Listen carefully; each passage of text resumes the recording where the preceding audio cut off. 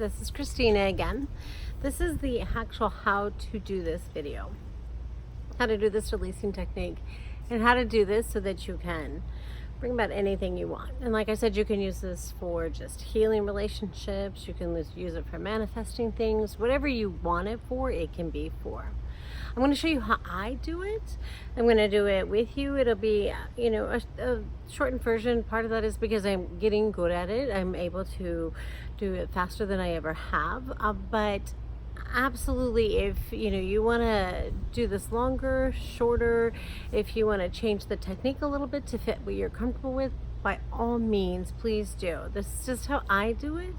I think the basis should follow this kind of close. And like I said, if you want to change some things around, by all means, please do. So hopefully you watch the introduction first so you understand what this is about. And I want to remind you again that you can do this for anything. You can do this for anything positive, anything negative. Absolutely anything you need to use this for, please use it for. Whether it's trying to gain a relationship, whether to let go of a relationship, maybe get money, get rid of your fears of money, whether it's trouble at work, whatever you have, you can use it for words, you can use it for whole events, whatever works. I mean, literally, this is sky's the limit with this process. So let's get started with this. So today, to do this, I've chosen a really popular topic. This is money. I'm going to work on money with this. This is something I have done in the past. That's why I'm doing it today with you, because it's something I understand. I'm pretty, I've done it. I'm comfortable with it. And it's something, trust me, when it comes to your issues around money, you can do it over and over again. It's just like, I would say your body image or losing weight, and you can do this over and over again, and you can get new things every time. You will find out new information about yourself, new topics. And so I'm going to just remind you how this goes again. I think I covered it in the introduction pretty well, but I'm going to tell you again. We're going to do our topic, money, but you can do whatever you want. And I'm going to do the pros and cons of it in my life as I see it, and I'm going to put all this into what I call a bubble right here in front of me. And with that bubble, I will then show it love, I will then show it gratitude, and I will then ask it to go to see the universe, but that could be your higher power, could be God, whatever you need it to be. You can say, I'm just going to release you to the sky, whatever feels good for you. Everybody has a different thing they use for their God, and you're going to release it, but you're going to release it knowing that it's going to get the information it needs, and it's going to come back. And then after that part, you're just going to have to work on that yourself. Like I said, I spend time talking to my husband usually, and he and I can get through quite a bit, kind of unraveling what I've said and done. But I also will watch topics about it. You will be amazed what the universe sends back to you. As long as you're open to becoming enlightened and getting information from a higher power, you will be stunned at the information given to you. I mean, that just the process of compare and contrast will give you a lot of information about yourself. But if you, when you get information, like when you talk about it afterwards, you talk about what you're feeling, what stuck out for you, and you do this with an understanding that what needs to come back, maybe you haven't learned, maybe you need to work on it more, will come back. And what you need to let go will go away, and you'll just seem to forget about it. And if you haven't and you feel like you should, maybe you need to redo it. Maybe you need to redo it on that one topic that was brought up. For instance, we're going to work on money. So maybe you talk about how you're growing up.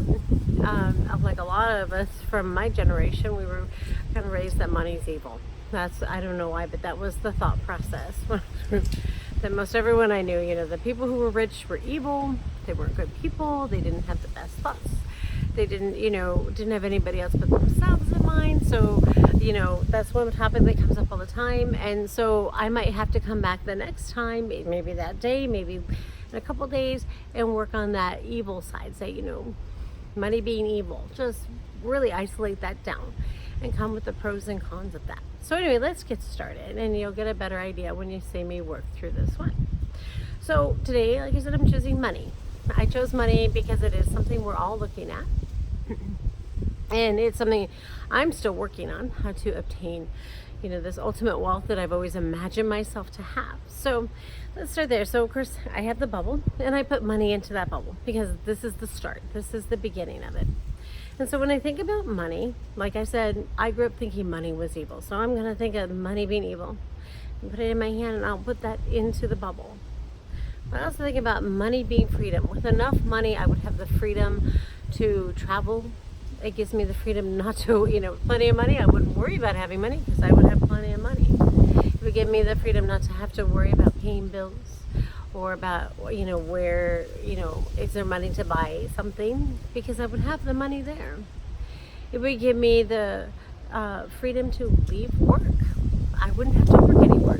But at the same time, I think, if I'm leaving work, what am I going to do? Am I going to be useless? Am I not going to have anything, am I going to feel not worthy if I'm not working? Because I was also raised to believe that those who are really worth something, they work. This is what we do. We work, and we work really hard. So maybe that, so I take that piece and let's put that into our bubble. And then I go back and I'll say, and I just start thinking about this stuff. It just starts flowing through. What else do I think about money? Funny is, I grew with my nursing background and told that money's very dirty. And then, dirty is many things to me when I think about it. When I think of money as being dirty because I thought it was evil, and dirty because it's physically dirty, right? Money also has a fear for me. I fear that even if I have money, that with the instability of everything going on and the banks and, remembering what happened in 2008, this fall where all these people lost their money, that if I had money, I could lose it. And if I had become accustomed and needy of it, or had gotten used to having money and suddenly it's gone, that would scare me more than, not having it. So let's put that into the bubble, that fear. And you can see how I said fear, and I explained it to myself. I make sure that I am clear about what I'm thinking about with this. So it's not just fear of money. I understand what my fear of money is. This is part of what helps you grow through this. So, if I were to think what else about money, I would say, it feels good. I actually like the smell of money, which is funny. Not everybody does. But if I were to smell money, I think it smells fantastic. Put that into the bubble. I also think it's beautiful, and not just our money, but as we've traveled around, the money around the world is amazing. It's beautiful. So some of it, and so like ordained pictures in it, and it's got new designs. I mean, the other day I accidentally found a peso, and I really got a chance to look at this peso. Beautiful. I thought, oh my gosh, it's for such a small amount of money that it's worth. It was beautiful. So anyway, so I'll put that into my bubble as well. That this beautiful money, because it is. I think it's beautiful. And then, so I have this bubble of stuff. Let me think of what else I might feel about money, because it just keeps coming too. I think money feels fragile at the same time. It rips. It's, I can't tell you how many times I've left a dollar bill in my wallet and it rips, which signifies a lot to me about money. Again, that fear of it being not very strong, and it doesn't feel very strong. It feels, and yet I know at the same time, it's actually quite unique. I mean, the recipe is, it's not paper. They call paper money, but it's not paper. And all the stuff that it's made out of, including the coins, is all pretty unique and special. It's a special recipe, so it's a very secret, magical recipe. They couldn't just print it into dollars. They had to actually print it into special cloth, and that cloth is a secret. So it's almost like a magical thing. It had a lot of thought put into it. It's got a lot of care. Money is the thing that binds so many. Like if we have a friend in trouble, often just helping them out financially really helps find, but it also creates problems with that friend. I mean, you think about, you need my money, but I'm expecting it back and you don't give it back. It can cause problems. Or if, later on I need money and that friend says, no, I can't, I don't have it, and they're selfish about it, you would feel like, so although it can help that friend, can also hurt the friend. So let me put all those in the bubble, because these are all process I'm thinking about. And as you can see, it just starts kind of unraveling as I talk about it, instead of it being so simple. You know, I see money as a real source of strain around my relationship with my parents, because money scares them so much. Money, you know, always feels like something they've got to kind of hold on to. They get afraid to spend it. If they see I spent money on things, they, you know, like I bought a rock, and I bought a rock for $88. I love rocks, and I love this rock. It was a big, beautiful rock. And my mom was just stunned, and she was almost upset that I spent that much money. She goes, "That's absurd. What could you have done with $88? And she's right, but I wanted to spend it on it. So, and I use this symbol. I mean, this is a conflict. So it causes a conflict with my parents. I guess that makes the most sense. It causes conflict. And I look at money some more. And again, I've done this before, so it does come a little easier, but sometimes I'll spend up to, you know, sometimes it's about 10-15 minutes. I think of a few things. Sometimes I will spend 45 minutes on this. On the money one, you know, the last time I think I spent just about 7 or 8 minutes. But the more I let myself do it, like now, even now, just doing this with you feels very enlightening. I'm like, oh my gosh, you're right. It's a conflict with my parents. I hadn't even thought of that, you know, as much before. But now I'm thinking, oh yeah, it really does. It's a conflict with my parents. They really struggle with how I spend money. I mean, whew. You know, I also think of it as kind of a selfish thing. Like if I were to have money and didn't have to work, I feel kind of guilty. I was selfish. Like, why should I not have to work when other people have to work for next to nothing? And that's a horrible sense of guilt for me, because it was raised, we work. Those who are really honorable and good people, they work hard. They wouldn't wish to just, you know, have lots of money and not have to work. So this is a horrible guilt. And I'm going to put this into my bubble, you know. And so I continue on to see, but at the same time, you know, I have always had this in my head. This is this is my dream. It's my, you know, I felt it since I was young. This isn't something that came up. I remember having Barbies when I was little, and all my Barbies were these successful, beautiful, wealthy women. They weren't, you know, worried about the men in their life. They were worried about, you know, making sure they were getting paid well, and they were making sure they had the most beautiful outfits. I mean, they were all just these really successful women, and they always had a lot of money, and often the money came through strange forms. So I always remember that, and it's been a dream of mine. I mean, even part of becoming a nurse is the feeling that, you know, it would be a job that would pay more money than a lot of other jobs, and I was right, it did. So I'm gonna put that in there. All right, so I could do this, like I said, for a while, but I'm going to cut it short so we don't, because I will go on and on talking about this and putting all this in this bubble. And then the bubble is getting full, or not getting full, it doesn't matter. I can hold as much or as little as you want it to. And in this bottle, I'm going to hold it. And again, this is, you know, I've done this, so this part doesn't take as long, but now I give it love.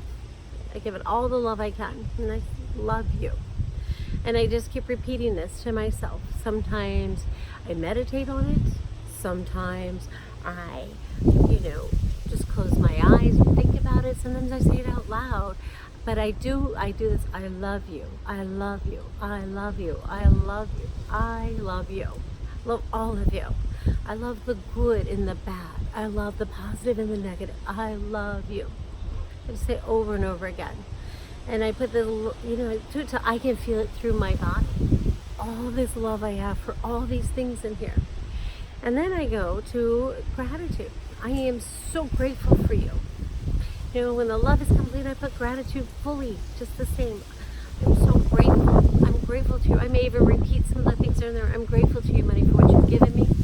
I'm grateful to you for the fear you've given me. I'm grateful to you for, you know, the way you've pushed me along to want more of you. I'm grateful for the dreams of since childhood for money. And I just do this over and over again. I'm grateful until this gratefulness just fills my whole body.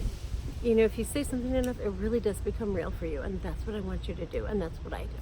I love you. I'm grateful. I'm grateful. I'm grateful.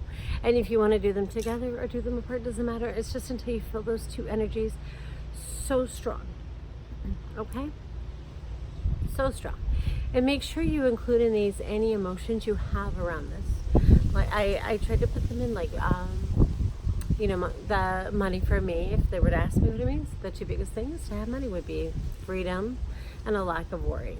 So I made sure to include those in the bubble because I want that in there. So because I'm going to send this away and I want it to come back. And so those two things I want to make sure, or 3 or 4 emotions you have that are positive about it, make sure they're in there, whatever. Because if you're very acquainted with the law of attraction, you know, they say it's creating this, not just visualization, but this emotions.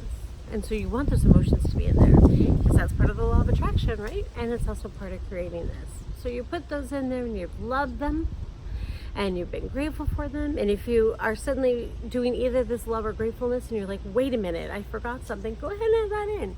Just repeat the love and the gratefulness. You probably would only have to do it a couple times because it's already so strong. So don't worry if you forgot something or something else comes up, put it in there. And then you're going to hold this bubble. After you've squeezed it and hugged it and made it feel just like it is the most loved piece of energy. I remember you're putting a high vibration in there by doing this. Your vibration in your body and the vibration in the bubble is just so high and so powerful and so strong. And that's what you want to do. So you put this in, you say, I love you, I'm grateful, but I don't understand you. I don't understand the good or the bad. It doesn't all make sense to me yet, but I want you to. This is the biggest part that's so important. And this is the part that I feel like is always missing from everything to do with the law of attraction. But I love you, but I don't understand. And I need to understand better, and I need to focus on this and figure this out. So then after you let it be complete, I'm going to send you off to the universe. And the universe is going to give you answers. And I'm going to be open and receptive to those answers, whatever they are, when you bring them back to me. And then I imagine them, usually I close my eyes, and I imagine the ball going up into the air, opening up, and it's like birds fluttering off into the universe. They fly, and I watch them fly away, and I watch them go off to their places where they're going to get the information that I need, or they're going to leave me. So I can tell you the first time I did this, when I almost immediately, a lot of the bad stuff, I don't even remember. Even now, I had to recall someone say, oh yes, I have guilt. Oh yes, it causes it. And I discovered new things tonight. The issue with my parents, which is funny. So I do this and I've released it and I imagine it going away. And then I just let it go. I let it go and I wait. Sometimes the information comes right away. Like the other day I did one and I went in and within moments I was like, gosh, honey, have you ever thought about this? Have you ever thought about that? And suddenly it appears. We start to talk or we start to process. Maybe I'll talk to my son. I'll go read something and I'll say, oh my gosh, like I'll read one of my favorite books on attraction, or I'll watch a video about, how to bring happiness, whatever the case may be. And it's amazing where you'll see little things. Like there's a book I like to read, and normally I read it and don't think twice. I just read it and get what I love it. And the other day I saw passages I didn't even know existed. I was like, I don't remember this being in this book, but there it is. And this will happen. It can happen, sometimes it stays like that. I'll be getting these messages and this information, and then I'm able to either continue on releasing what I need to release from it, or I know that things are gone. Like, and like I told my husband, the other day I had all this emotion. I came out of something and I was just a wreck. I was crying, I was scared, I was sad, I was such an emotional wreck. And then I suddenly it was gone. Once I was able to just kind of say, well, I was giving this up and giving that up, and my husband said, are you ready to give those up? I said, I am. I'm ready to give it up. Totally new. I didn't realize this information I was ready to give up, and other times I've done it and I've gone in and I've, instantly felt like I had a lot more work to do on stuff. I'm not ready to give it up. When it came to the one on faith, I was definitely not ready to give it all up. It was pretty traumatic. So anyway, from here on out, I'm going to be doing videos for you after I've done these. And I'm going to tell you what I've discovered, what I've learned, what's been coming to me since then. And like I said, it will be very personal. So please don't take offense. The stuff that I say is coming from me. It's what I'm dealing with. So anyway, and I just hope you learn and do this with me and we can all grow together. Thank you.